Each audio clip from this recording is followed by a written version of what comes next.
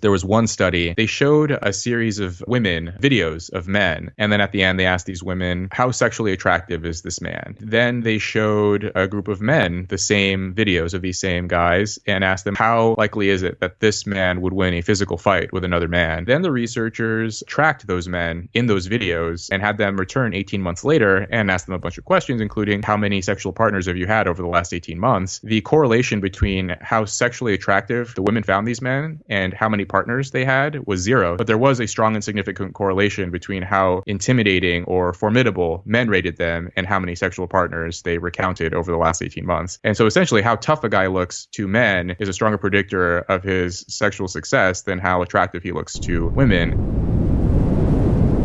You just defended your PhD thesis. What's that mean? That's right. So PhD thesis, it's called a dissertation in the US. They call it a thesis here in the UK. It's a culmination of the work you do throughout your years of study in a doctoral program. So at least within the field of psychology, typically you write, a handful of papers, maybe 3 or 4 papers, and it's all supposed to build toward some overarching hypothesis, some kind of framework, and you run a series of empirical studies and hopefully you get the results you're looking for. And then that sort of, it sort of builds towards, here's what all of this means. Here's how it contributes to the research, to the literature more broadly. And it's supposed to be this sort of original piece of scholarship. It doesn't necessarily have to be empirical either. Sometimes it can be theoretical. And I'm sure there's like a whole other set of criteria for the humanities. But yeah, it's a huge relief. I mean, people say, oh, when you finish your PhD thesis, you're going to be so happy, you're going to be so thrilled. And I was just like relieved. Afterwards, I was just like, oh, thank God it's over. Like it's done. It's, even though it went well, I got the outcome I wanted. It was still just, it was still more just like this burden is lifted rather than just feeling elated or something, What's the thesis?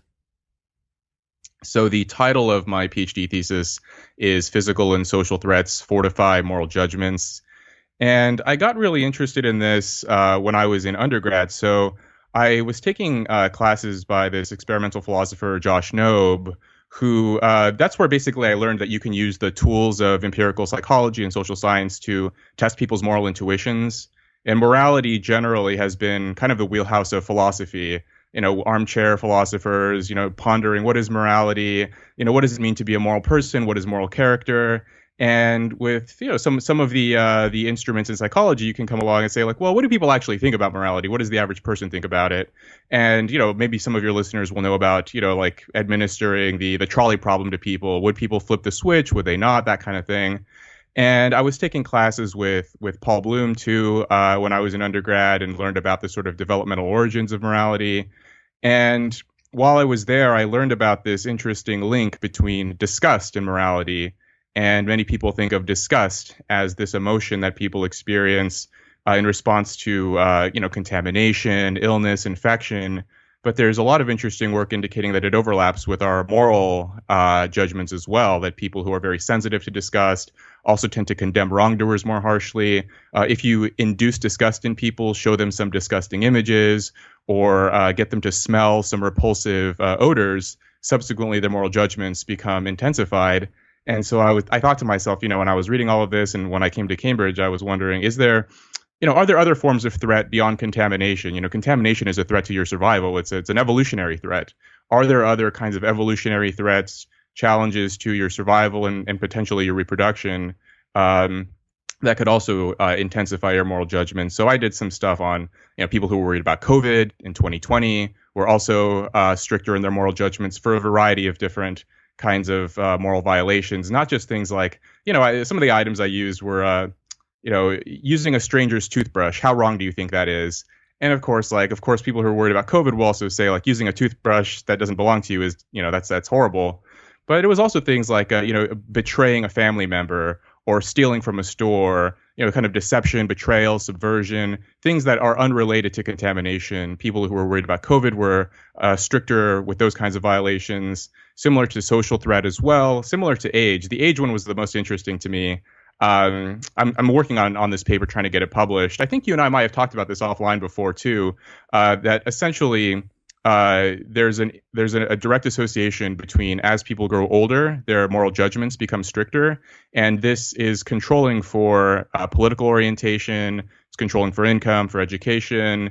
So these kind of demographic variables that you would assume, oh, when older people, as they age, they become more politically conservative, and that's why they adopt these sort of moralistic attitudes. But even when you control for that, there's something going on here about the aging process, and I suggest it has something to do with vulnerability, risk perception. As you grow older, the threats around you appear to be especially formidable. And I suggest this is also potentially why there are these interesting moral judgment differences between men and women, such that women are more strict in their moral judgments relative to men.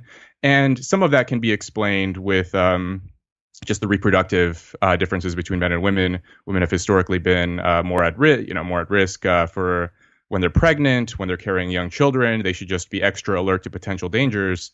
But I also suggest that if you control for certain things like muscularity, height, BMI, all of these other kinds of things, I would bet that the moral judgment differences and disgust sensitivity would actually shrink.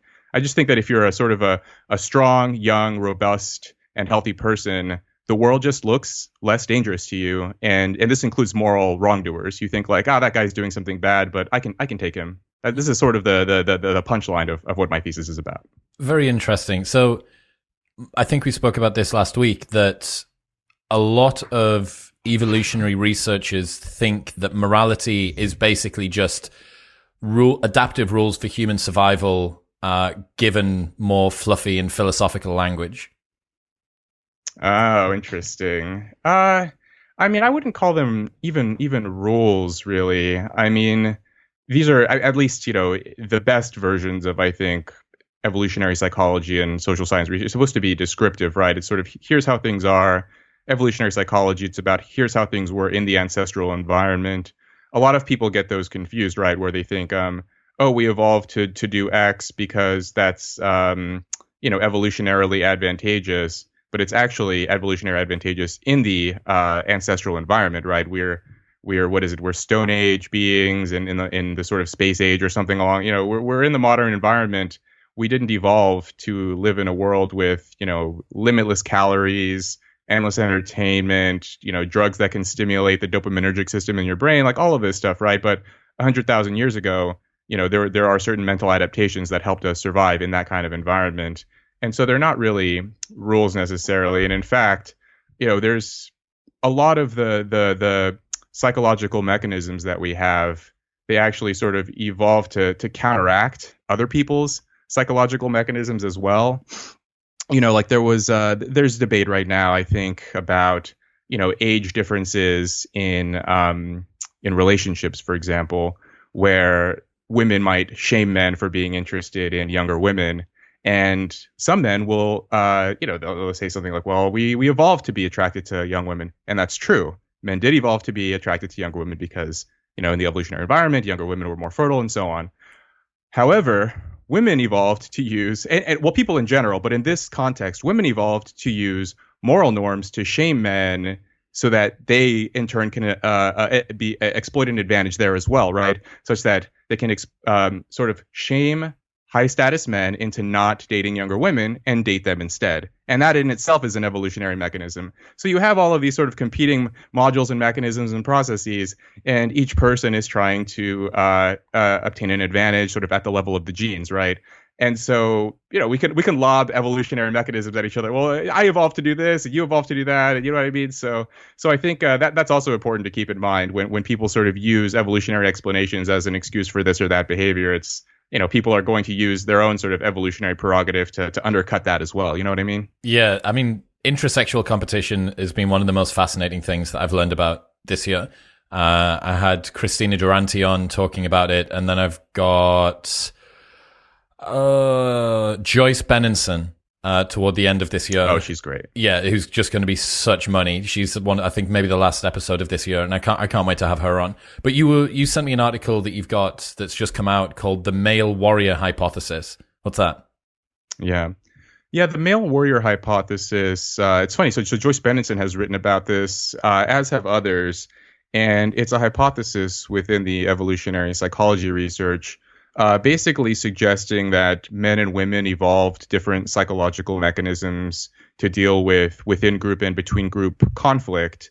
And so, based on a series of different studies, as well as sort of combing through the anthropological and archaeological record, researchers have suggested that essentially men are more hostile within their groups to one another, especially overt hostility. So there's research indicating, early on, it was considered basically undisputable that men were more aggressive to one another. But then when researchers sort of expanded this definition of aggression, they actually found no significant differences once they accounted for indirect aggression, things like rumor spreading, ostracism, either ending a friendship or threatening to end it. Those are sort of these indirect aggressive acts. And so in those cases, there's no difference. But the overt hostility that men show one another is definitely more pronounced relative to women. However, researchers have also found that that men are more likely to suppress their hostility toward one another when they encounter another group of men, say a group of outsiders.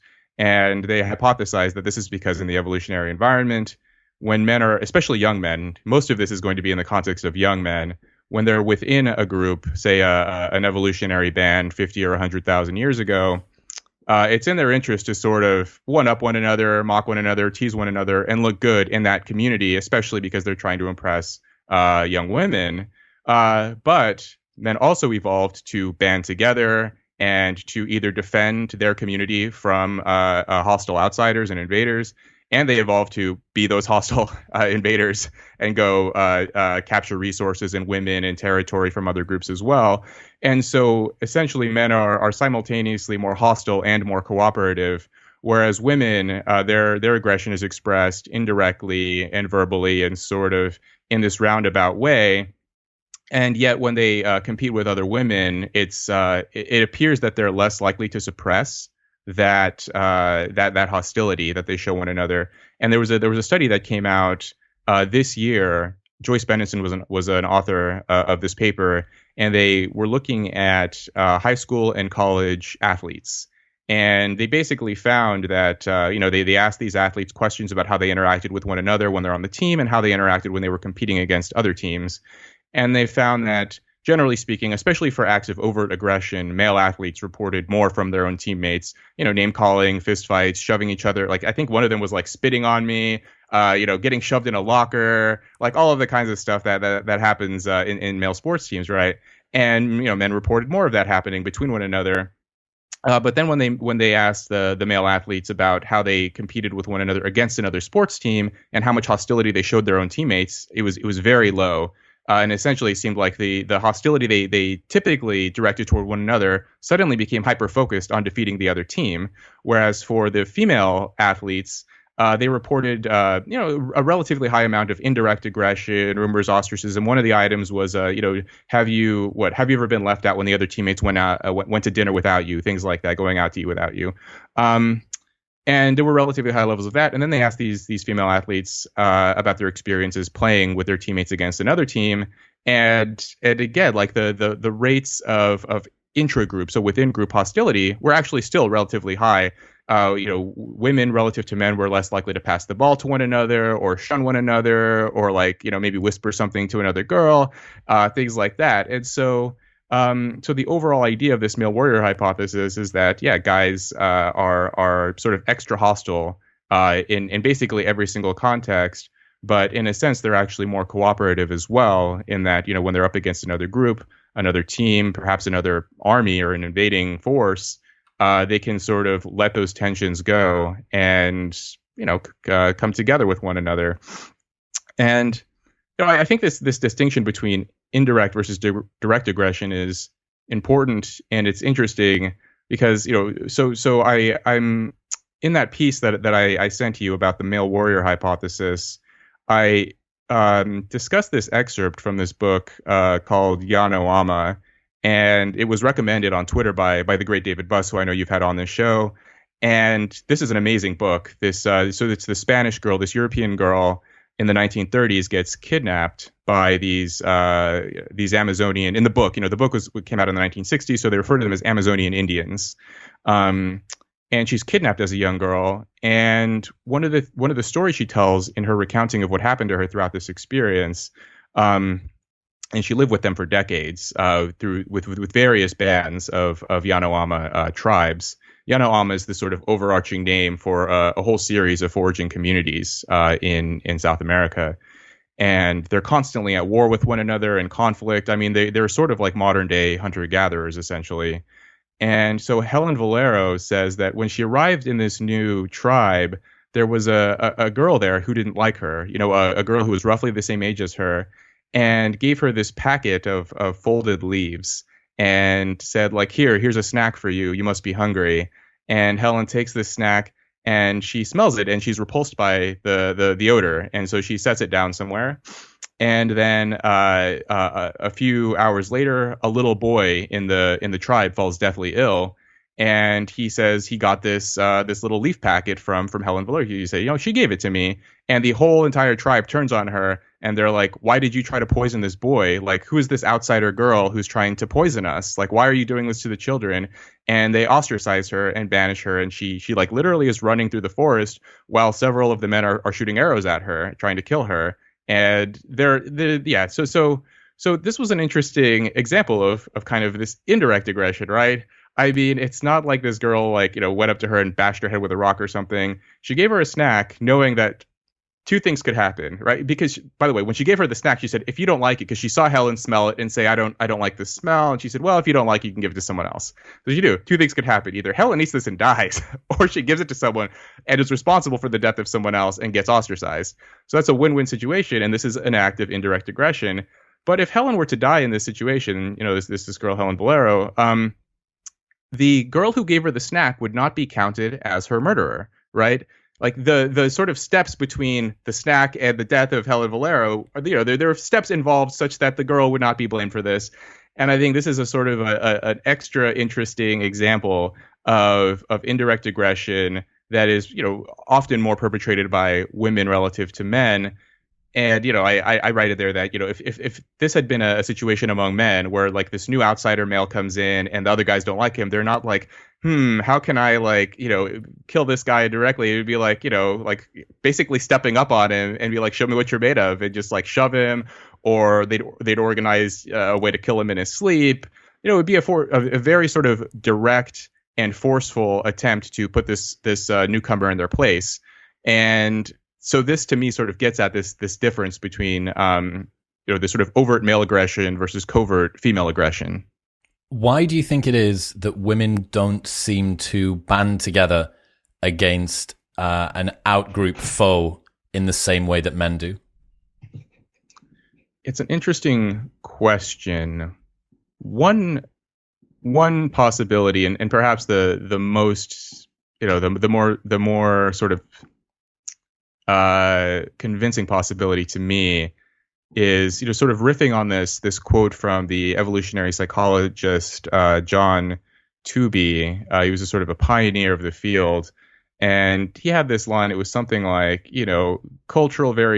I'll believe that cultural variation is responsible for human nature if you show me an example of a tribe in which women band together to capture men as husbands.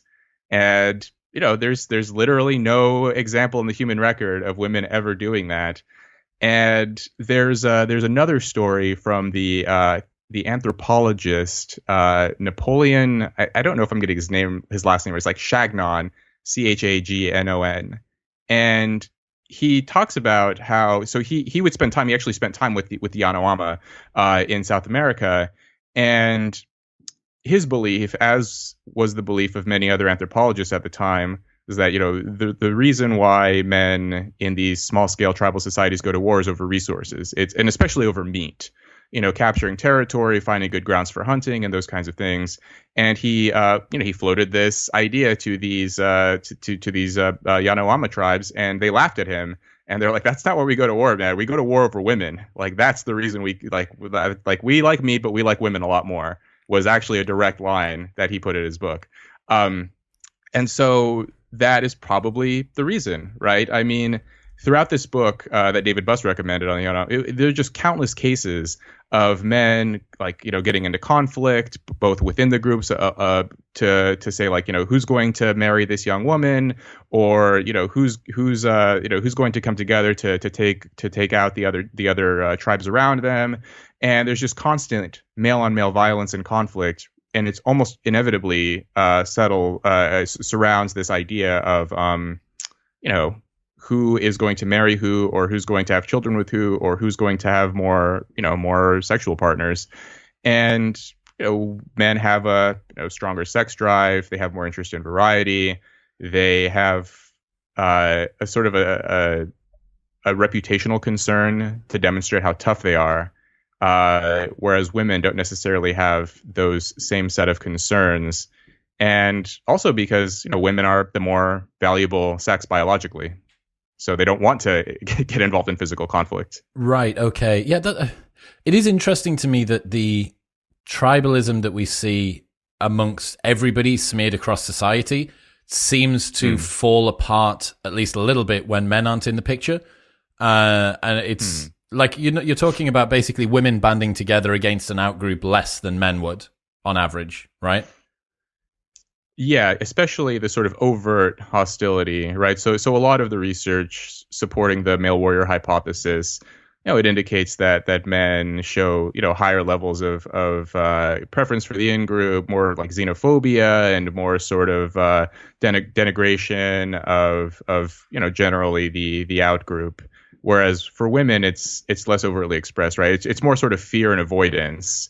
Like if there's this sort of strange force, just avoid it, stay away from it, and don't cause any trouble. Yeah. So that is, there's a sex difference there. The interesting thing, I suppose, is that it suggests that human cooperation is a consequence of human competition. Like that one of the main reasons that cooperation exists is simply because human competition was so high.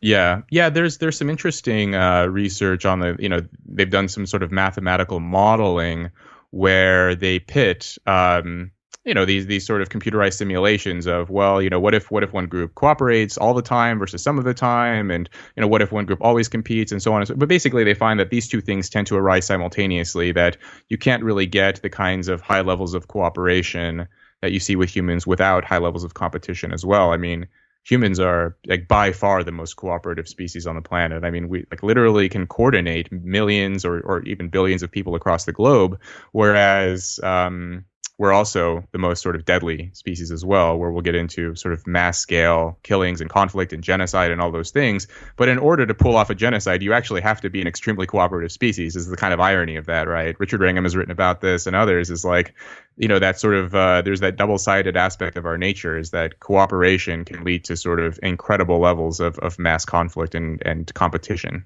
Yeah, because the cooperation enables you to be able to deploy that competition at scale and leverage it in increasingly vicious ways. I seem to remember you wrote about people presume that humans have got more aggression than other animals, and that we're totally undomesticated, and that the wild is perfect without us. But chimps show a 100 to 150 times the amount of aggression than humans do, and the peace-loving bonobos show less aggression than the chimps, but still way more than any human society ever recorded. Yeah, I wrote about that when I was discussing Richard Wrangham's book. He's the Harvard evolutionary biologist. He wrote a great book called The Goodness Paradox. And yeah, some of the findings that he unearths and discusses in that book, one of them was this, there's this general belief, like, if someone is behaving, especially violently, like a serial killer or something, we're like, oh, he's inhuman, there's something wrong with him, like, where's his humanity? And yet Richard Wrangham points out that, like, actually, the ability to kill, like, at scale, large numbers of people, that is uniquely a human ability, right? Like, there's no chimpanzee who's committed, like, mass scale genocide against their own species the way that humans have. And yeah, I mean, the figures were stunning. So it was 150 to 500 times So chimpanzees specifically within their own groups, right? Like he's not even talking about intergroup conflict among chimpanzees, just among their fellow group members, their peers. They're 150 to 500 times more violent than human hunter-gatherer coalitions. And bonobos are roughly half that violent. So, what is that? Something like 250 times more violent than human beings. So yes, they're half as violent as chimps, but still far more violent than human beings are. And so, yeah, there's the whole self-domestication idea was fascinating to me. This idea that, and you actually see a small scale version of this among chimps, but human beings even more so, where part of the reason why humans are relatively docile and cooperative and can follow norms and all of these kinds of things and build societies is because we care deeply about what other people think about us. We sort of have this built-in social anxiety. Some researchers have called it the sociometer, where we sort of monitor how we appear in the eyes of others. And the reason why we evolved this is because in the ancestral environment, this is actually before the ancestral environment. So Richard Wrangham suggests this was maybe 500,000 or 600,000 years ago. This started occurring, what he calls the execution hypothesis, which is that whenever an especially aggressive or hostile male appeared within a community and started monopolizing resources or taking the other men's wives and so on, it was around this time that humans started to form the ability to speak. So language evolved, the ability to use tools and weapons had evolved, and the sort of weaker and less formidable men were able to form the sort of whispering consensus of like, hey, this guy's a problem. Like he took my wife, he took your wife. Like, what's going? So how do we get rid of this guy? And so they'd wait for him to fall asleep, or they'd. There's one example that he points out in the book of this hunter-gatherer group. There was this sort of bullying male that the others didn't like. And so I think they dared him to climb up this tree to get some particularly appealing fruit. And so the guy sets his weapons down. He's like, I'll show you guys. Let me get this piece of fruit up at this tree. And he climbs up the tree. And when he comes down, the guys just, they take his weapons that he had left and just start stabbing him. And, problem solved. And so the guys who cared, who had no or little to no sort of concern about their reputation or how they appeared, of like, I'm just going to do what I want and just be this sort of bad boy alpha male. If they weren't able to cultivate allies and to sort of develop a reputation as a useful person in that group, then the others would just kill them, right? And so we are the descendants of the humans who didn't die and who did sort of develop over time this concern about like, any kind of ridicule, criticism, any sort of stinging comment that lingers with us because, in the ancestral environment, every single negative comment could have potentially life-threatening consequences. Life is too difficult ancestrally for people to get through on their own, which means that inevitably you need cooperation. That means that you need to temper down the aggression, the dark triad traits that you've got, all of that stuff. You need to bring that down to a level which is perhaps sufficiently high that it means you are more effective than your competitors, but not so high that it crosses the threshold where you get your weapons taken away from you while you're up a tree and get stabbed on the way down. That's the balance. Yeah, that's people are trying to strike. Yeah, that's a neat kind of. That's like it's a sort of it's a neat way to tie that in what you're saying with the male warrior hypothesis, where you need a little bit of that sort of aggression and that callousness. Because, if you had none of that, then you would just be overrun by a more aggressive community. But if you had too much of it, then the whole community would start to fall apart and people would be hostile and suspicious to one another. Yes. Also, I suppose the males ancestrally that would have been a little bit more aggressive would have been seen as more useful. They would have been formidable foes and useful allies for people to have. And again, it's pushing that too far. I've really, really enjoyed some of the conversations I've had about psychopaths recently. And Kevin Dutton, he's the head of the communication of science for Auckland University in Australia, or Adelaide maybe. And he was talking about this, saying it's adaptive to have a couple of psychopaths in your group because it means that if you've got to go and do some really messed up stuff, you can just send them in there. They're the special forces. They're the berserkers. They're the Vikings going to raid Lindisfarne or whatever. And it's useful to have them. But as soon as you start to get too many, it makes for a very unstable society. So you can't hold on to that. Speaking about some of the secondary sex characteristics and the male competition stuff, I had this idea about Dad-Bods after I saw a competition online. So there's a video, I saw a video go up about Dad-Bods, and I noticed in the comments a lot of male accounts really, really upset. They seem to be very triggered, very discounting. It was a woman that was talking about why she likes Dad-Bods and why Dad-Bods are superior to guys that think that they're in shape. And a lot of guys in the comments telling this woman that she doesn't know what she's talking about, which, you know, it is the internet for you. And I don't know how much this woman was posturing, how much she was doing it as a massive troll, whatever. And it got me thinking about why it is that guys seem to have such an aversion to women specifically praising, and the press and the media sort of upholding Dad-Bods as some sort of a pedestal that men should try and attain. And I think that there's a lot of things going on here. The first most obvious one is that guys that train don't want their efforts that they've put into their own physique to be in vain, right? That makes a lot of sense. They have decided that this is something which is worthy of getting. There is almost no guy on the planet who would be able to say with a straight face that they're going to the gym and training hard without it including in that, I'm doing this to make myself more attractive to women, or whoever it is that they're trying to be attractive to. So that's a first one, but I don't think that really accounts for anywhere near the kind of effect that we're seeing here. I think another element is that most men, even if they're not the sort of ones who go to the gym and train, would look at the body of a man that does go to the gym and train and respect it. And I think that one of the concerns that they see there is that they value something which is now being undermined by someone that they presume their model of the world is supposed to be able to understand. Hang on a second. I thought I understood what it was that women wanted. I kind of want this thing. I don't want it sexually, but I want it in a way of, I think it's something that's admirable. And, you know, the secondary sex characteristics that suggest that men actually get bigger and go to the gym more for formidability than for attraction, that plays into this pretty perfectly.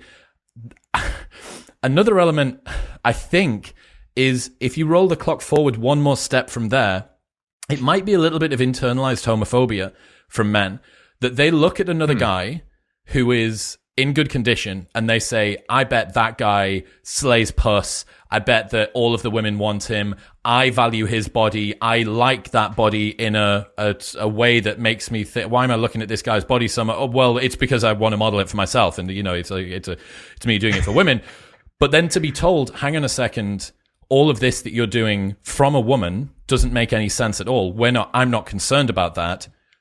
Might make you think, oh, holy shit, this might mean I'm gay. And then there's a let-off valve. Do you understand what I mean? I do. That one seems, the other ones, those make sense. This one's a little too, I'm rolling the dice. I'm rolling the dice here, okay? Yeah. I like it. I think I like that this sort of the creativity of it. It's, you know, there's like a Freudian element to it. I think it's, you know, it's interesting. Maybe. I don't know. But here's the final thing. So I heard this story. I told my friend about this idea yesterday. And he told me a story about one of his ex-girlfriends that mentioned she was happier with him the fatter that he got. And she was more unhappy with him as he got leaner. And I think that a big part of this is the level of comfort that is associated with having a partner that you know is not going to go anywhere else. I learned this from Sarah Hill. She taught me that men who have gut fat are perceived to be better fathers. And the reason that men who have gut fat, this is compared with the guy that's in good shape. And you think, hang on a second, how is the guy that isn't able to protect his family because he's less physically formidable going to be perceived as a better father? And the reason is that the guy who has more gut fat is seen to be less potentially attractive to other mates, which means that if he is given 1 calorie, there is less likelihood of him spending that calorie on trying to acquire a new mate because more doors have been closed to him than the guy that is in good shape and may potentially have more doors open to him. Basically, this guy's physique has shut off a number of different avenues down which he could invest his resources. Therefore, the guy that doesn't have as many avenues open must be the better father. So basically, there is like when it comes back to the woman that was in a relationship who was happier when her partner got fatter, I think that being less uncertain about your partner straying contributes massively to a woman who might have anxious attachment, or maybe there's a disparity in mate value there, that she is going to feel a lot more comfortable with that. But the wild thing when you think about this is that comfort contributes quite a lot to woman's arousal, right? A woman's arousal is predicated, at least in part, on feeling comfortable. Now, there's like ways that you can game this in the bedroom, but for the most part, it appears that women have a higher degree of comfort that they need to reach than men do. So there has to be, on a spectrum from this guy is peeled out of his mind with the best physique on the planet and looks like a superhero and every woman wants to have sex with him, to this guy is super, super fat and completely disgusting. There is a spectrum between that upon which different women with their different levels of comfort, both for a relationship and for attraction, are going to feel more or less comfortable. And there is a situation in which someone who was less in good shape would be more arousing and more attractive to a woman because her degree of comfort would be increased. So that's my thesis around dad-bods, homophobia, and comfort in relationships for you. Good. I think, well, okay. So, the first thing you said about, how men and women react differently to the whole dad bod phenomenon, and men sort of get angry about it. Reminds me, you've probably seen this meme, right? Of like, the guys sort of thinking like how I think it'll be when I get in really good shape. And it's like, a bunch of girls in bikinis, and how it actually is. And it's like all these boys say, yeah, man, you look jacked. This is awesome. And I think like there is something, there's some truth to that, right? I mean, that's like, even if you get really muscular, I mean, unless you're a celebrity or something like that, the dream is not necessarily the reality there. I think that like the whole phenomenon around dad bods is maybe a little bit overblown. Like, I know it's sort of, it's this trend online and people pay attention to it and talk about it, and probably in part because it's like kind of controversial. It gets people talking. But if you actually look at the research on, what do women actually find attractive, and you show them a series of bodies, and like, the fatherhood one notwithstanding, like that makes sense to me. But in terms of just like, which one of these guys do you find the most attractive, just up front, like how sexually attractive do you find this kind of man? And generally speaking, it's guys who are in pretty good shape, very unfit guys, like really skinny and really fat guys are always at the bottom of the list in terms of who women find sexually attractive. But there are some interesting things I think going on with mate retention versus sort of obtaining a mate versus retaining a mate. And for women, right, that makes sense that especially for older women or women who are looking to settle down, they don't want a guy who's sort of teed up, and full of testosterone and energy and looks really good, because in all likelihood, he probably has other interests besides just the one woman. And so they know that if a man is, spending maybe more time at home or spending more time on other things besides his physical appearance, he has different priorities. But I wonder if there was any way to control for that, if they would still, if like they could just like, I don't know, this is like take a really good looking guy. He's not allowed to leave your house. Right. Like he's not allowed to go anywhere. He's not allowed to post thirst traps on Instagram. He's yours. He's going to raise your kids. Now, do you like him? And I think a lot of women would be like, okay, in that case, I'll take him over the dad bod guy. I don't know. This, I still think like there's something innately attractive just on a sort of a visceral level, guys who's in really good shape. But of course, like in the real world, in reality, women's priorities change. They also change based on short-term versus long-term mating, which, I know you're familiar with too, is, for a one-night stand, a really good-looking guy is, those are the kinds of guys that women find appealing, versus someone for a more long-term relationship. Women do place some importance on how a guy looks, but they start to place more importance on other things like kindness and personality and sense of humor and income and all of these other sort of extraneous things too.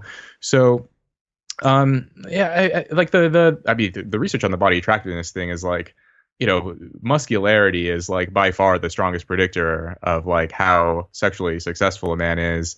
And, there's an interesting disparity here based on sort of like what actually leads to sexual success among men. Is it actually how sexy women find you, or is it sort of how much sort of admiration and prestige and esteem you obtain from men? And I think this may also be what's going on with the whole dad bod phenomenon too, is like men, even if you can't verbalize it, right? Like even if you don't explicitly know. I mean, this is one of the sort of the key tenets of evolutionary psychology is like you don't have to know the reasons behind your behavior in order for them to be effective, or even to know that like that's what they're doing, right? There's this great example that Dan Dennett gives, the philosopher, in one of his books, where a single-celled organism swims towards nutrients without having any understanding of what it's doing or why, and yet it still does the thing that it needs to do to survive and to replicate. And so humans are the same, right? Like we do things, we don't know why. We have these feelings, we have these desires and emotions. And I think guys may know at a sort of implicit, intuitive level that, yes, it's important what women think, but it's at least as important what men think too.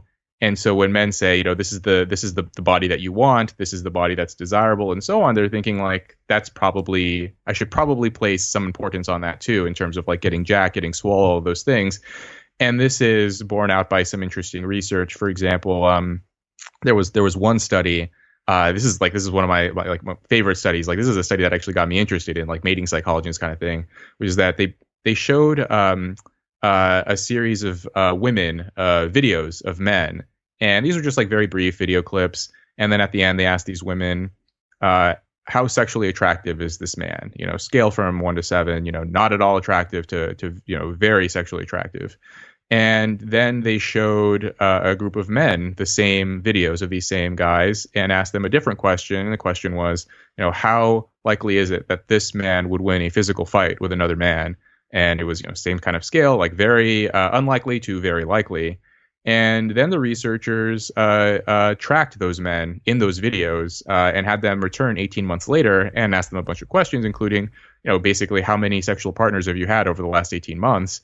And the correlation between how sexually attractive the women found these men and how many partners they had was zero. There was no correlation at all between how hot they were to women and how many partners they had later. But there was a strong and significant correlation between how intimidating or formidable men rated them and how many sexual partners they recounted over the last 18 months. And so essentially how tough a guy looks to men is a stronger predictor of his sexual success than how attractive he looks to women. And, I think you can kind of like, at first I found this study hard to believe. This was replicated in a different study, by the way. So this does seem to be a real phenomenon. And, when I think about, like even in my own personal life, guys I know and stuff, like the kind of like really good looking, like kind of pretty boyish kind of guys, like they do, they don't do badly with women. But when I think about the guys who are like athletes or guys who are just like really like obviously physically fit, they do like much better, if you were to compare the two. And so at first I was a little skeptical, but when I really started thinking about it, I think it makes sense.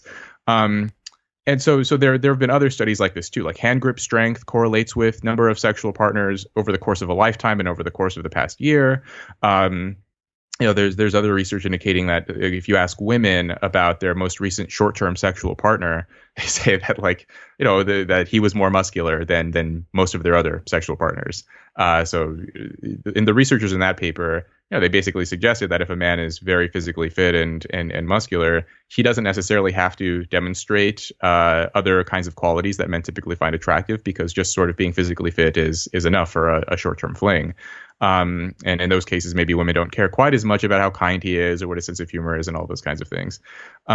So yeah, I think this sort of distinction here between formidability versus sexual attractiveness really gets at sort of what men are responding to, and they understand that like maybe women find the dad bod attractive, but guys aren't going to be impressed by that, and that's actually what's more important, right? A physically muscular guy walks around like, he's going to be the one that's intimidating, and in the end, like that's going to be the person who probably attracts more sexual partners versus this sort of dad bod kind of guy. And like more generally, I think this ties into the evolution of secondary sex characteristics among men and why they evolved, right? I mean, so David Putz, he's an evolutionary anthropologist, and he's basically outlined, like why do we have these secondary sex traits as men? Like because it's actually like it's calorically and energetically costly to have large muscles, like to grow, extra hair out of your face, and your voice changes and modulates too, and that also takes like extra energy to create that. Thicker brows, our skulls are thicker bones, like all of these things. Like, what's the point of all of this? And he's hypothesized that this is actually, all of our secondary sex characteristics, or many of them anyway, are actually with Steve Stuart Williams. He says they're deer's antlers rather than peacock's tails, right? So the peacock's tail is a direct advertisement to women of like, look how beautiful and pretty I am, and come mate with me. Whereas the deer's antlers, like female deers don't care about how big a male deer's antlers. Those antlers are actually to be used in competition with other males. And once they prevail, then they're the ones who actually get more mating opportunities.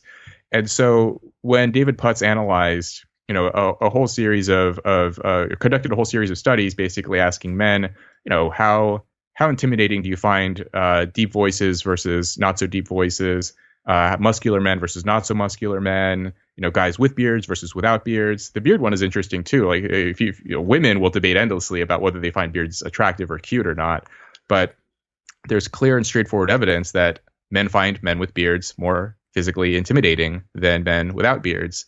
And so all of these things more than likely evolved not necessarily to impress women, but actually to sort of impress men. And this is also why sort of puberty is delayed. Why there are all of these sort of peculiarities around the way that the male body changes versus the way the female body changes. Why puberty is delayed?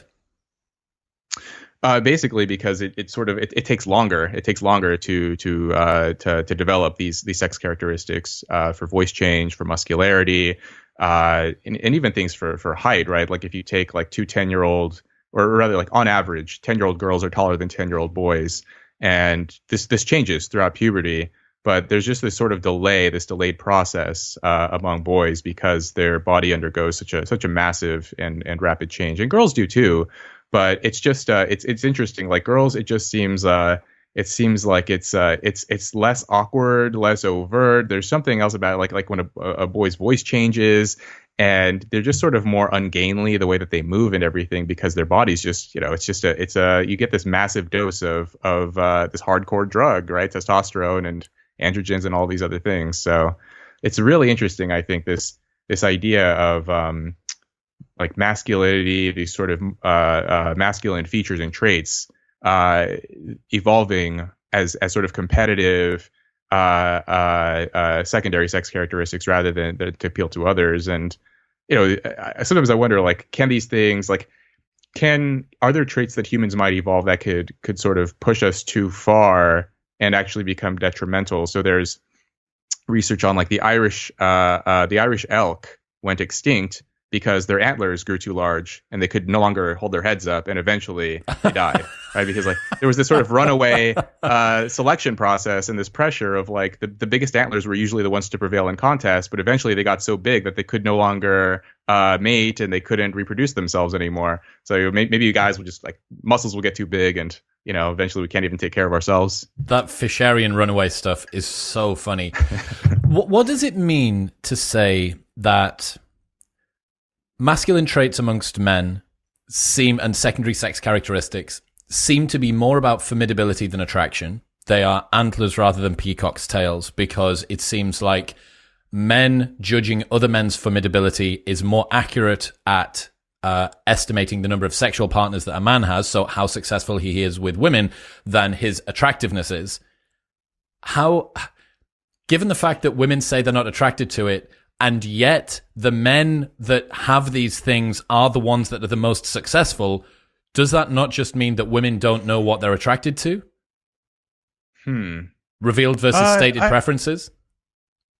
Yeah, that's a good point.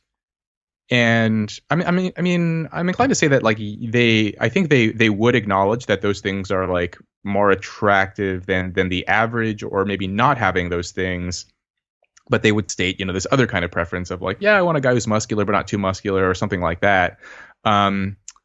But yeah, there is this. I mean, for human behavior in general, right? There's often this mismatch between what people say and what people do, and yeah, stated versus revealed preference. And I think there's something like that going on here too, where like for men, what is like the more so than for women, a strong predictor of your sexual success, your romantic success, is your status, right?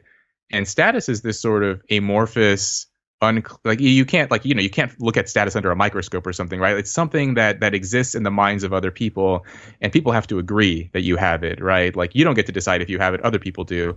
And in this instance,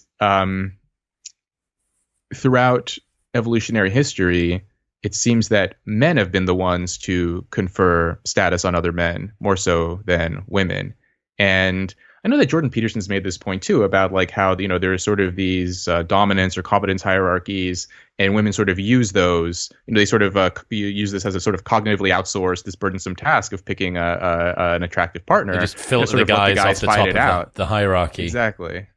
And they don't oftentimes women don't even know or care what the contest is, right? I make this point in that article about how a lot of women don't even they don't like sports or they don't watch sports, but they still find athletes attractive, right? Dude, they're like, I don't know what you're doing out in that field, but I love athletes. How fucking good. How good would it be to create some sort of competition between men where the outcome was completely arbitrary? Let's say that it was correctly picking the tosses of a coin, right? And you have this huge pool of men, 100 men over time, and it's like a round robin type scenario, and then it's knockout stages all the way to the top, and then get the women to rate the attractiveness of the men over time, and maybe run that a bunch of different times and run different women through, and see if the guys that won a competition which was completely based in luck are the ones that are given more attractiveness. And if you can have someone, you could have to control it somehow where you had attractiveness before and attractiveness after.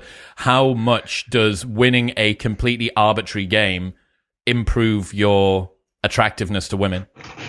It's a good question. I think that if you were to carry out that experiment, you would need to introduce an additional element, which would be other men respecting the winner. I think that's a key component here. It's it's not just winning the contest; it's winning a contest that matters to men in particular, right? Like if you win the coin tossing contest or whatever, and you have a bunch of other guys being like, "Oh, that was incredible, man! That was all high fives." Yeah, you need to observe them being competitive, pedestalizing the person that won. Yeah. I think that is that would actually be the key here for women, sort of the variability of their attractiveness ratings would shift somewhat based on that.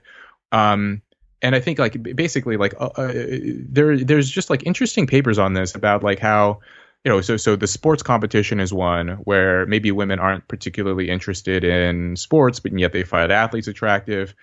Historically, a lot of women, even educated women, were illiterate, and yet they still found well-known authors to be attractive. They find painters and artists attractive. Even if they may not necessarily understand what's going on with the art, but they see that the respect and prestige that the artist accrues from the art community or from the sort of the class of people that they're around, those kinds of things. And so, I mean, you even see this with, to me, one of the more amusing examples of this is guys who play video games on YouTube get groupies. You're just this guy playing games and uploading a live stream and commenting on it, and they have 1 million subscribers or whatever. And I've seen news coverage and media articles about he's a 19-year-old kid who plays video games all day, and he's getting love letters and girls messaging him on Instagram and all this stuff. And it's if he was just a dude sitting at home playing video games, he wouldn't get a single love letter, right? But the fact that he has 1 million other nerds out there saying oh, I love you, man, you're We've pre-selected this as the king of our group. Well, yeah, it's so funny because the king of the gamers. Yeah, the same accusation that's thrown at men as them retreating from society and not being a viable mate for women, video games in the basement, spending too much time on screens. If you just tune that up to high performance, and everybody else says, yeah, I know that he's doing the thing that people say is the antithesis of being attractive to women, but he's the best at it. You go, oh, yeah. Well, now he's super attractive. Yeah, there's, I think that those, there's something about, winning the contest, but then also accruing respect and esteem and prestige of other people, right? I mean, if you look at the research on the happiness psychology research, sociometric status is a stronger predictor of happiness than socioeconomic status. And sociometric status is respect and admiration from your peers. That is the thing that is actually a stronger predictor of happiness than how much money you have or your, sort of occupational status or something like that. And oftentimes, I mean, the reason why people work so hard to obtain so much money is to actually obtain the sort of affections of other people, right? Like that's sort of ultimately what people are striving for, both men and women as well. And so that aspect of mating psychology, about how, like, yes, it matters how you're viewed by the opposite sex. But to me, the interesting part of sort of, I guess, the male mating psychology aspect, or what females sort of ultimately choose, is like it matters at least as much what other guys think of you. That sort of is a more strong predictor than what the women think of you. Yes, and downstream from what the men think of you is what the women are going to do with you, even if it isn't what they think of you. Do you think that this pre-selection for mates works in reverse? Do you think that men are more attracted to women that other women think are impressive or high status or whatever? I think that it would probably, the answer is probably yes, but the effect would be much smaller than the effect of being, high status or prestigious or something, in terms of like how a man would appear to a woman. There was a fascinating study indicating that women are, women are 1,000 times more sensitive to a man's income or socioeconomic status than men are to women. And so, in a positive direction, right? Basically, the more, high socioeconomically you're doing in life, the more attractive you are to women. And so, that indicates that, like, yes, there's a positive effect for men, but it's 1/1000th the size of the effect. So there's something there, but it's not a lot. There was there's some research on Tinder, indicating that if you're a man with a master's degree, you get twice as many matches as a man with a bachelor's degree, and a woman with a master's degree gets, I think it's 8 or 10% more matches than a woman with. So there's like these small effects, like you'll get a little more. Your status can help, but not to the same extent. I mean, it's interesting, even with like your friends and your peer groups, like what men choose as far as, like, and this may sort of tie into the warrior hypothesis too. The male warrior hypothesis is that, like, men, if you ask men what kind of friends they like, what characteristics would you desire in a male friend? Men are much more likely than women. Young men are much more likely than young women to say they want a friend who's creative, intelligent, ambitious, socially connected, all of the sort of qualities that are proxies for status, right? And I think the reason for this is that because status looms so large in male romantic prospects, and basically some of that status can actually rub off, right? Where, like, the trickle down if you effect. are like what is that, like trickle down, like the entourage trickle down effect or something, where, like, if you're just friends or like a hanger on of like some rock star, you're going to get probably more attention than if you're just a random dude, right? Whereas for women, it doesn't quite work in the same way, where, like, status, it's probably being friends with like a female rock star or celebrity, you do get some benefits, but in terms of like being friends with them and attracting more men or higher quality mate or something like that, the effect is probably much weaker for them. Yeah, absolutely. So it's just different, right? Think about the sort of changes in lifestyle that you would have. Yeah, you can fly around the world with your bestie, but it doesn't necessarily mean that you're going to be surrounded by good potential mates. Whereas if you manage to befriend Dan Bilzerian, then you can expect the kind of life that you're in for. So speaking of this, I'm thinking about the reversal again of this, where women who pre-select men, Pete Davidson, that was in a relationship with Kim Kardashian and now appears to be slowly running through every hot chick in Hollywood. Dan Bilzerian as well. It's just, the epitome of pre-selection. Other women find this man attractive, therefore other women downstream from that woman will think they've outsourced again their status-seeking radar to other women and gone, that is a man that's potentially of high status. I mean, it's like commonly held wisdom when it comes to your dating profile online that at least one of the photos should have you with other women in it. And the other women should be quite attractive, because it suggests that you are the kind of man that spends time around attractive women, which is pre-selection. I wonder whether the reverse would be negatively correlated for women. If you were to see a woman regularly around different good-looking guys, that would be disincentivizing to other high-status males that may be considering pursuing her. So I've seen research on this. This was before the Tinder era. I think these papers were probably like around 2010. Dad-Bods might have actually been an author on one of them, where they basically did this sort of pre-selection studies where, you know, they'll show women participants, you know, a guy alone, a guy with a group of guys, and a guy with a group of women. And invariably, the guy with the group of women, they found him more attractive. And they did the study with men where they showed a woman alone, women with female friends, and women with male friends. And they showed the woman surrounded by males. They found her, I think she was the least attractive to the men. So it does sort of, you know, your prediction here was right. But I have seen research on dating apps where the effect, it's more complicated, where women will, at least, you know, they'll say that if they see a man with lots of women, they rate him as less attractive or less desirable. And the reasoning there was that they basically think that this guy is not serious, right? Like, if this is the kind of picture you're going to put on your dating profile of you surrounded by a bunch of hot chicks, it's like, you know, this guy's, you know, he's not, you know, he's not a serious person. He's just going to use me, something like that. So, you know, and that's the sort of the finding was they find him most attractive. And as far as like what kind of, like the actual success of such a guy, that's a different kind of story, right? But I think like probably the safe bet for that would be like having a mixed sex group, right? But make sure that like the women in the mixed sex group are attractive and maybe closer to you than the yeah exactly. Thinking along the same lines. So I think like the pre-selection thing is key here, but yeah, the dating apps have kind of thrown things into disarray because like now people are just hyper scrutinizing of like, why did you put this picture up? What does it mean?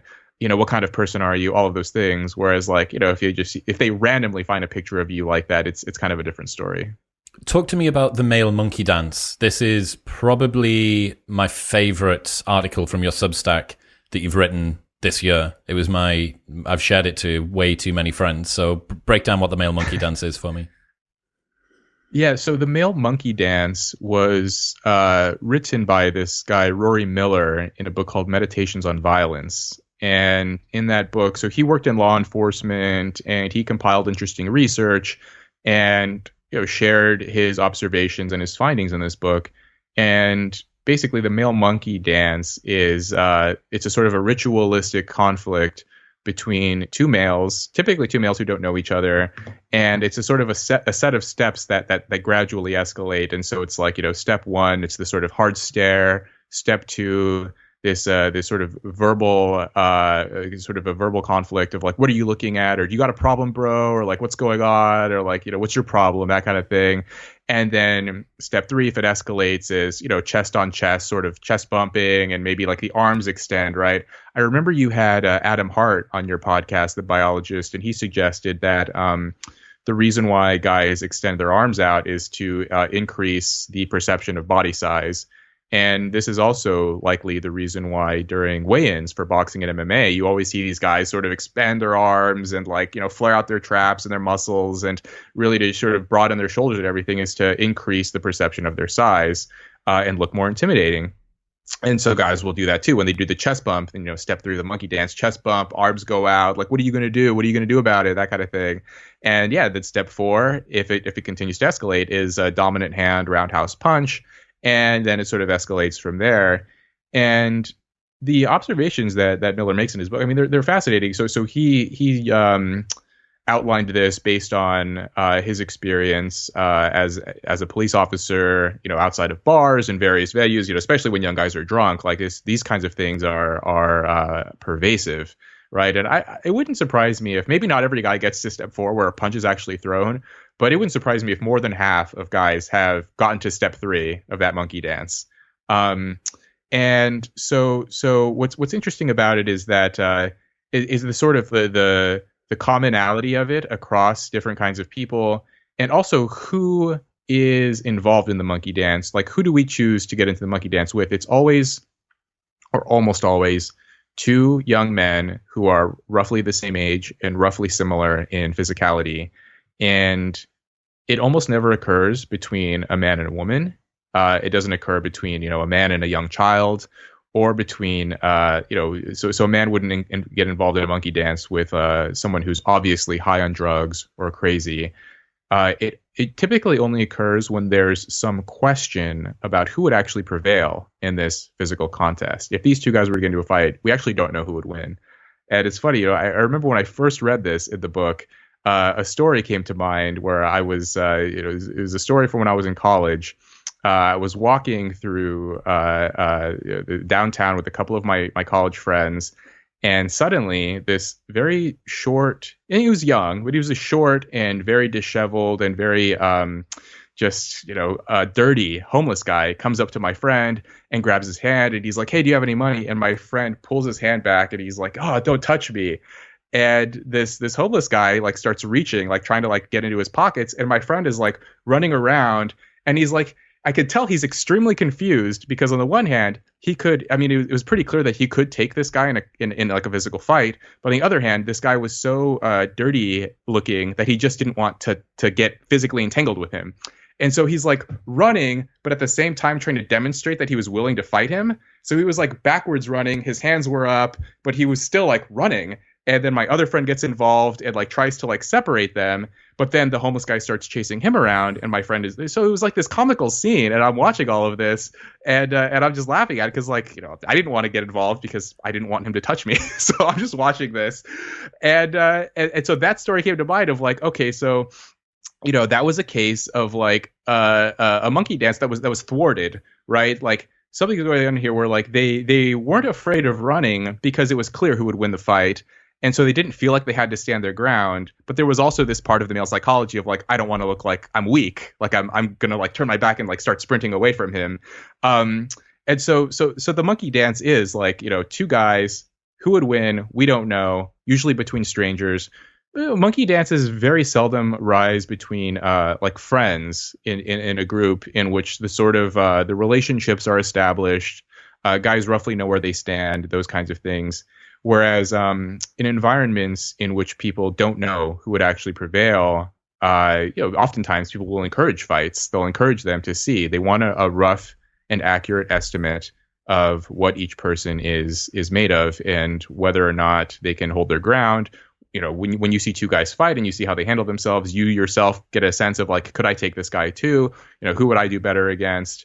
And interestingly, some recent research. I want to say from Aaron Sell, I hope I'm getting that right, about the evolutionary psychology of the concept of a fair fight. And this appears to be an evolved psychological mechanism of like across different cultures and throughout different societies. People have strong feelings about cheating in a fight, which is actually, I mean, it's kind of funny that you'd have that because it's like two guys trying to beat each other up and potentially, inflict physical harm on one another and disfigure each other and whatever. And still, it's like certain things you shouldn't do. And if you do, like, you'll be judged in some way. And the idea that they propose in their research is that the reason is because people want this estimate. Not only do people want the estimate of the fighting ability, but people themselves involved in those kind of altercations want to signal their capacities, right? Like if they rapidly escalate and suddenly, kick the other guy in the balls and gouge his eyes out and do all of these things, pull out a weapon, then they actually don't get to signal anything about their strength, their endurance, their speed, their capacity, all those things. They're really just signaling like they're a violent and crazy person, which can be useful to signal that in some instances. But if you really want to impress people and potentially impress men such that they will confer status on you and you can get women, pulling out a switchblade and using dirty tactics isn't going to get you that, right? It's going to be like slow escalation, monkey dance, fair fight. Don't cheat. Don't cheat and fight in a way that's fair and that's honorable. And I think you can see this with sporting contests. Of course, boxing and MMA have very strict rules about what you're allowed to do and what you're not allowed to do. And you can even see this with like young boys when they're roughhousing and playing with each other. They can sort of intuitively grasp that, like, yeah, maybe you can slap someone, but you shouldn't hit them with a closed fist. So these kinds of things are kind of like, built in, and they're, I think in itself, it's an interesting adaptation. And the monkey dance is a sort of it is a ritual around which people can display and also to observe men's formidability and willingness to prevail in a fair fight. And if you don't continue to play fair, the effectiveness of that matchup at judging who is more physically formidable goes out of the window, because it's no longer about you being more physically formidable. It's about you being prepared to be more wild or more crazy. I wonder whether this would tie in, I'm thinking like ancestrally with regards to maybe contests for leadership and stuff like that, that you would get prestige from winning in a fair fight, but you might get dominance from winning in a rapidly escalating fight. That you would rule through fear if you were the guy that was completely crazy, but you might rule through respect if you were the guy that did things in a more fair manner. That's interesting. So you might get, the idea of prestige, where people freely confer status on you, versus dominance, where you sort of impose costs and instill intimidation. That would make sense to me. I mean, I think in that moment it might actually work, right? This sort of rapid escalation, using dirty tactics. In that moment, it's probably, people would fear you and be intimidated by you. But if it depends on, what your sort of short-term, long-term evolutionary goals are too. It's like, you may get dominance, but if you don't get the respect and the sort of admiration of those guys, then you're up a tree and everyone's taking your weapons and they're stabbing you on the way down.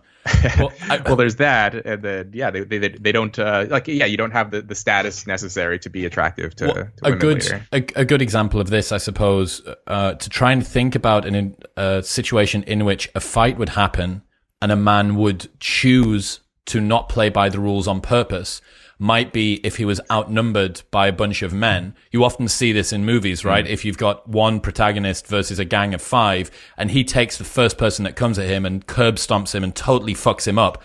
Why does he do that? Why does he decide to break those rules? It's because rapid escalation is a threat that shows I am prepared to go beyond the level that you guys are prepared to go to.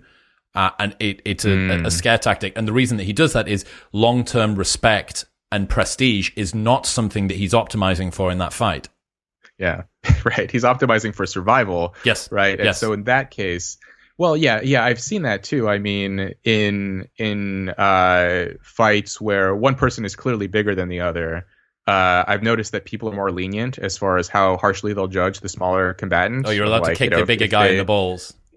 Yeah, you're allowed to kick him in the balls, or maybe you're allowed to like bite him or something like that, right? Or if there's a weapon that isn't too dangerous, that you're allowed to use that too. And so on the one hand, you are you're optimizing for survival over prestige or status, and you're also at the same time, though, people are perhaps, depending on the context, they are still willing to confer prestige on you if you're, an especially small person up against someone who's much larger than you, or if you're one guy up against 5 and you still manage to prevail, even if you bent the rules a little bit, it's still like, okay, that was still impressive regardless, and therefore, the sort of the status penalty isn't quite as severe. I liked the insight that you gave around not the Minority Report. What's that fucking movie where there's like 5 of them? The Bourne? Bourne series. Yeah. The Bourne I did, yeah. Jason Bourne, every single movie, he gets into a fight with some bastard in a balaclava who's snuck into the apartment where he's staying, and this guy comes out of nowhere, and they usually start a fight.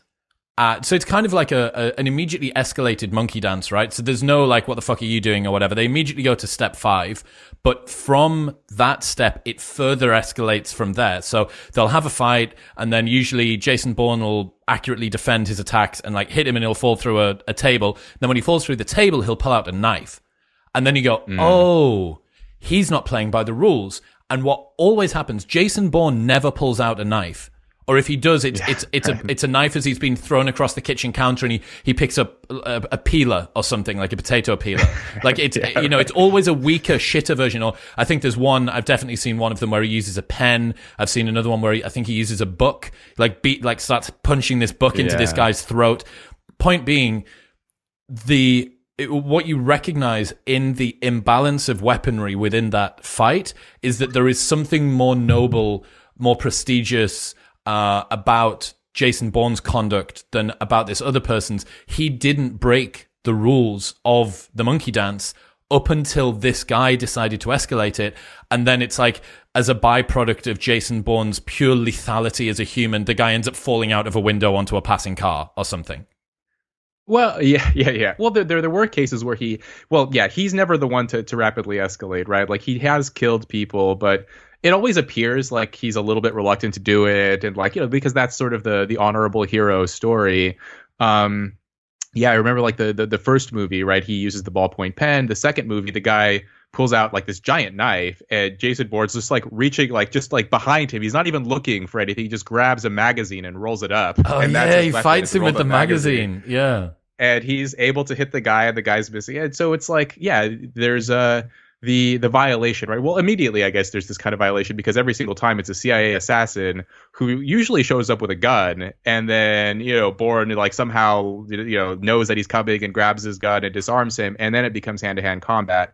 And yeah, they're like, a lot of movies are like this, where it's never the hero who behaves dishonorably or who cheats. It's always the sort of the adversary, unless again, like you mentioned before, unless the protagonist has 5 or 6 guys all on him at once, and then he'll like grab a weapon even if the other guys don't have one or something like that. I think there was a scene in, I think it was Spectre, the James Bond movie, where he's on the train, and there's this massive guy, like 2 feet taller than him, and they're first like boxing, and James Bond's actually doing pretty well, where he's dodging the other guy's punches, but his blows aren't doing anything to the other guy. And I think at that point he like grabs something and breaks it over the guy's head, and it actually doesn't do anything either, and so on. And it kind of escalates from there. But in that case, it was totally understandable that this guy was literally twice Daniel Craig's height and weight, or like thereabouts. So we need to like, okay, so grab something. Yeah. Have you seen? It was like, I was forgiven. Have you seen House of the Dragon? I haven't seen that one. It's the most recent Game of Thrones that everybody's talking about. I haven't seen Rob, it. Come on. I Rob. never got into Game of Thrones. I couldn't get into it. Well, I'm the last guy on earth. I'm going to tell you. Yeah. I'm going to tell you about it. In any case, there's a scene in that. Let's hear it.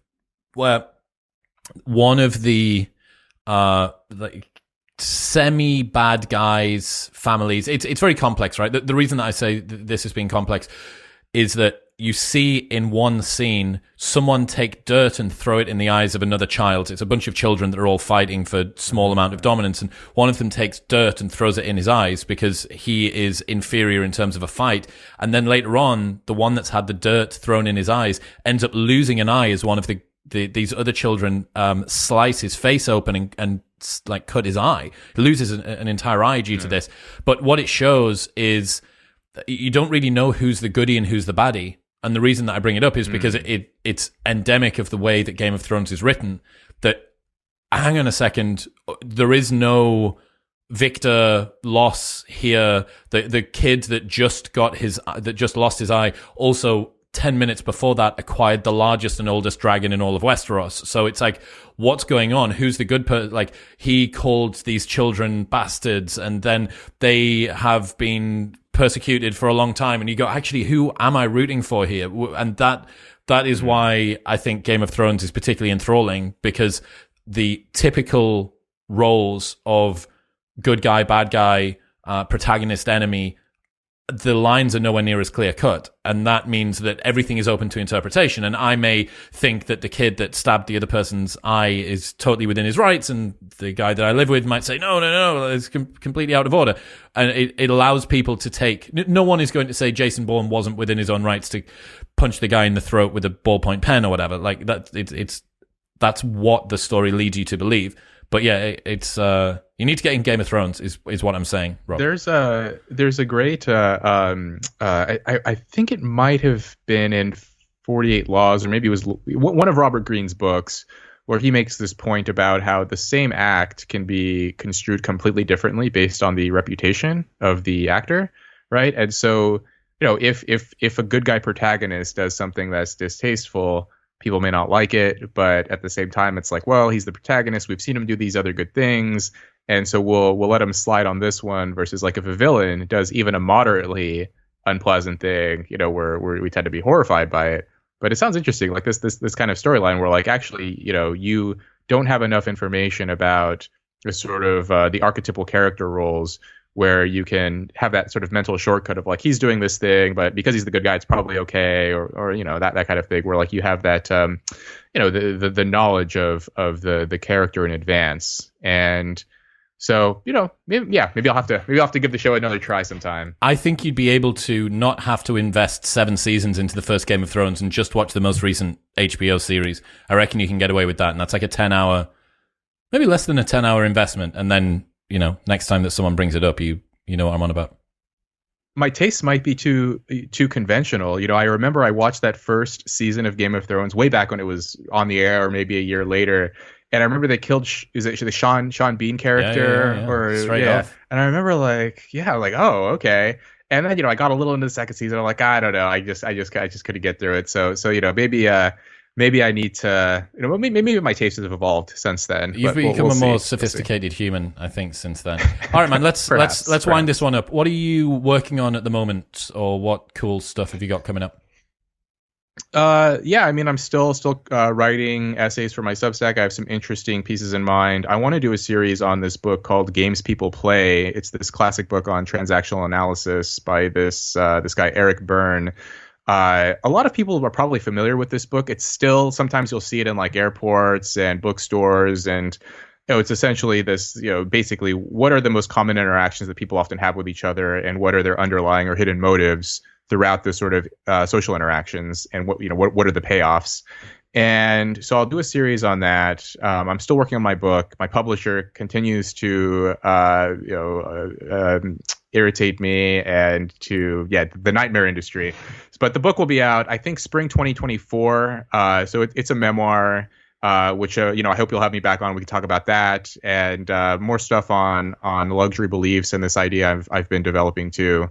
So I think that's enough for now. Where should people go if they want to check out the stuff that you're writing online? Yeah, so you can go to my Substack, robkhenderson.substack.com, and you can follow me on Twitter at robkhenderson. All right, man. Appreciate you. What's happening, people? Thank you very much for tuning in. If you enjoyed that episode, then press here for a selection of the best clips from the podcast over the last few weeks. And don't forget to subscribe. Peace.